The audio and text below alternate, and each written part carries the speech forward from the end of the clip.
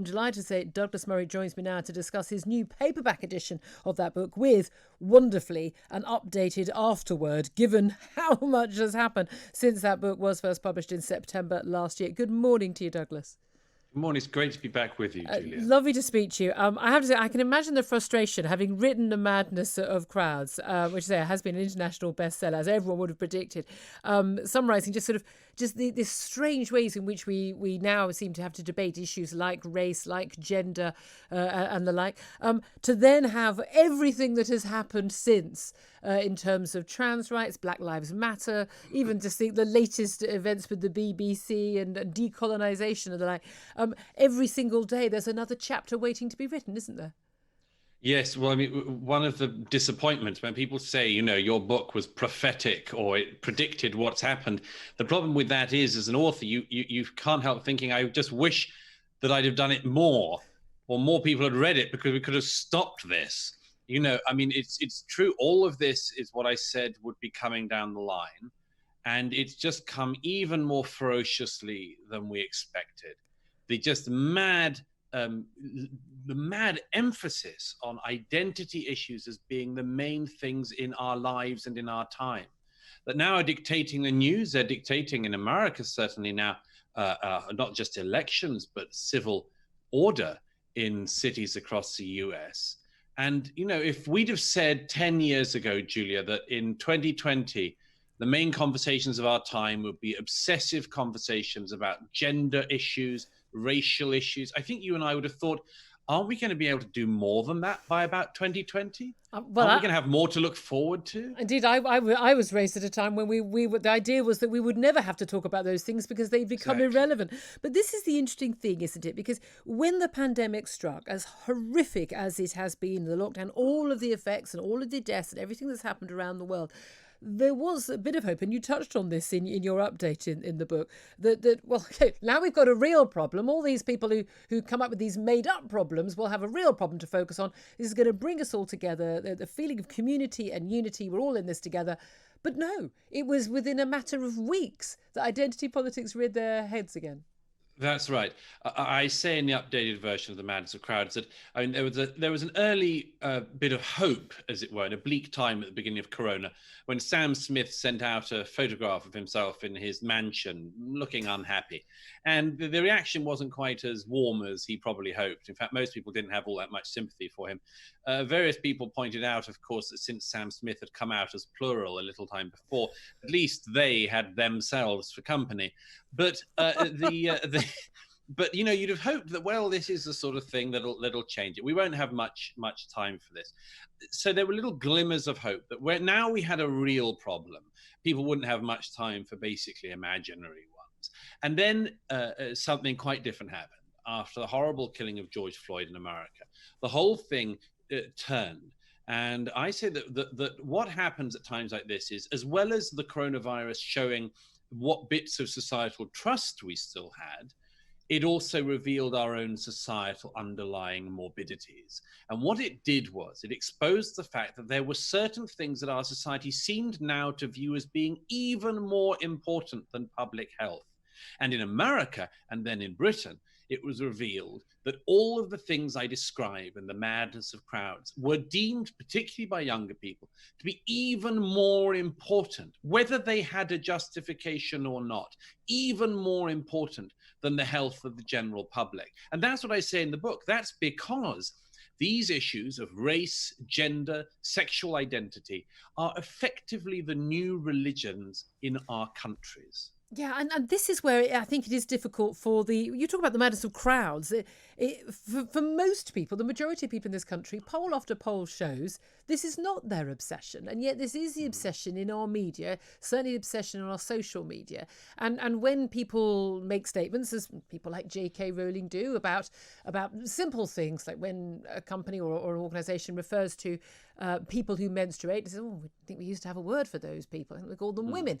That now is regarded as transphobia. There was an attempt to cancel J.K. Rowling as a result of making this statement. That there are enough people in this very small minority to wield an awful lot of power, and more That's and right. more people are being cowed by it. I've seen many interviews with you where you've talked about how the cancel culture doesn't affect you because you are, you're an author, you're effectively self-employed. You don't have to worry about an employer saying, oh no, Douglas, you've gone too far this time. But Right. how much do you think that is affecting ordinary people listening to the show right now, day to day? Oh, it's huge. I mean, I've heard from so many people since The Madness of Crowds first came out in hardback last year.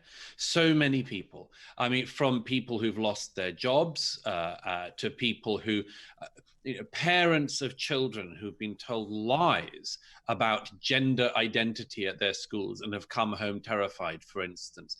So many stories of this. And of course, most recently, this weaponization of the one ideal within the third chapter of race, this weaponization of race that is now terrifying to everyone. Look what we've just had the discussion about just before I came on, this idiotic idea that the BBC drops songs like Rule Britannia from the Last Night of the Proms. What is this other than this extraordinarily virulent strain of alleged anti-racism, which is actually racism in a new guise, which assails absolutely everything to do with British culture, as in recent months we've seen it try to assail everything to do with American culture. We see ice cream companies like Ben and Jerry's turn from being the producers of horrible, fattening, almost inedible and overpriced products into being companies that appear to just exist to lecture us on so-called anti-racism.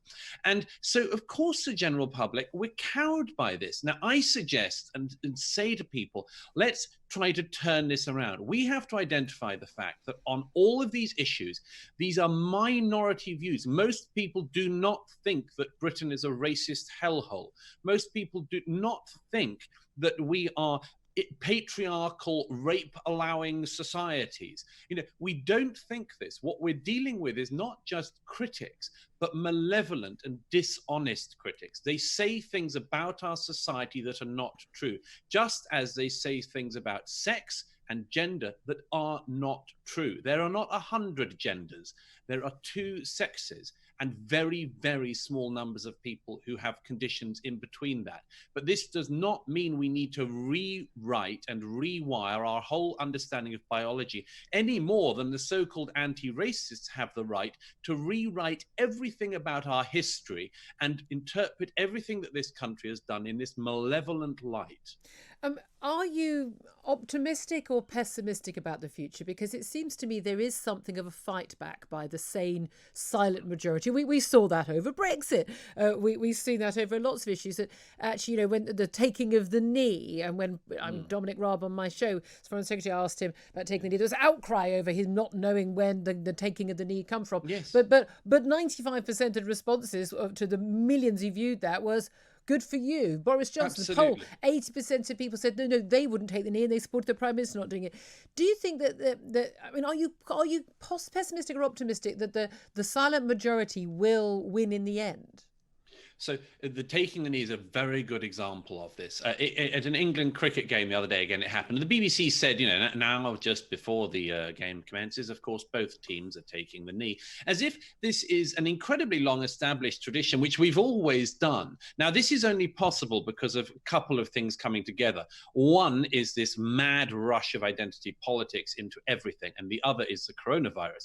I submit that this sort of a thing would not have happened at cricket matches and at football matches if the stadiums had people in them. Indeed. Fans, observers. So I'm very confident that armed with the right arguments, armed with the way to basically diffuse the bombs that these people are placing in our societies, that the majorities can fight back and stop this. The crucial thing is we have to be able to do it. We cannot have this future that is being prepared for us, where men are weaponized against women and women against men, where gays and lesbians and bisexual people and trans people are all weaponized against everyone who's straight. And we can't have a future where in the name of anti-racism, we spend all of our time obsessing about race. We had, until very recently, a different idea of how we could go forward. An idea, by the way, that was the person who led the way most was Martin Luther King, who dreamed of this colorblind future. We cannot have people who dream of re-racializing our societies. If we do, and I say this at the end of the foreword to the new edition, if we do, then we have a future that is going to be unbelievably divisive and violent, and we need to know how to avoid that now. Douglas Murray, it is always a pleasure, and I'm sure I echo all of my listeners. He's the international best-selling author of The Madness of Crowds, a new edition out now, and I have to say it makes an awful lot of sense out of some very senseless stuff. Douglas Murray, thank you very much indeed for joining us. It's coming up to 8:48. This is Talk Radio.